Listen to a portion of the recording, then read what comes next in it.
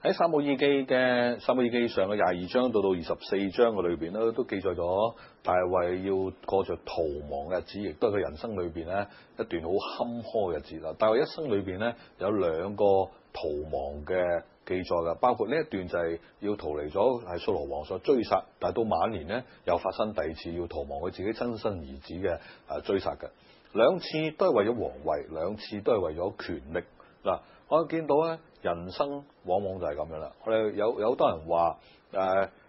一個男士咧要面對一生人都要面對3個好大嘅挑戰，第一就係女色，第二就係權力，第3咧就係金錢。不過我睇法就係咁樣啦，係聖經裏邊咧，同埋喺現實世界裏邊咧，我哋見到金錢咧，你貪得幾多啊？女色你真係又貪得幾多啊？你能夠傷害嘅係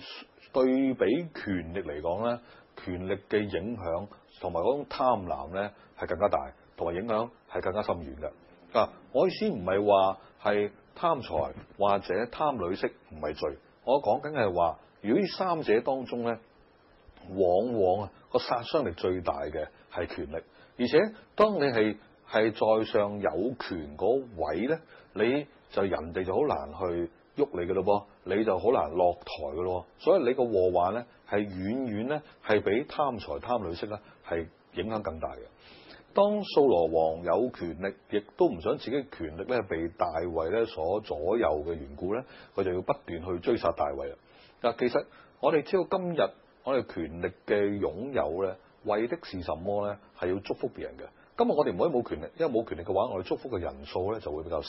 有權力嘅時候，我哋祝福嘅人數就可以較為多啦。所以你要記住咧，將來我哋同耶穌都一同作王，王就係一個有權力嘅嗰位個象徵嘅一位人物嚟嘅。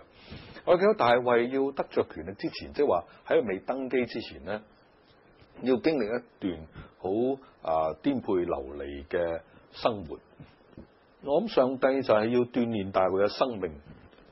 嗰種嘅堅毅，嗰種嘅係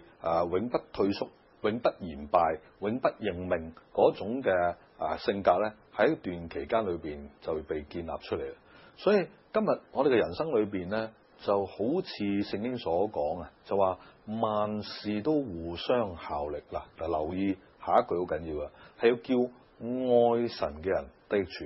嗱，今日我哋無論遇到咩境況咧，我哋遇到係生命何等嘅低谷嘅時候咧，唔好忘記萬事都互相效力，叫愛神嘅人得益處。大衛喺佢嘅流離失所、顛沛半生嘅期間裏邊咧，得到啲咩咧？得到一班嘅跟隨者讓佢咧能夠學習點樣建立團隊，同埋將來個王朝裏邊咧，呢一班就係個班底嚟啦。所以如果從好處去睇咧，無論咩嘅惡劣嘅環境底下，總有上帝嘅祝福嘅。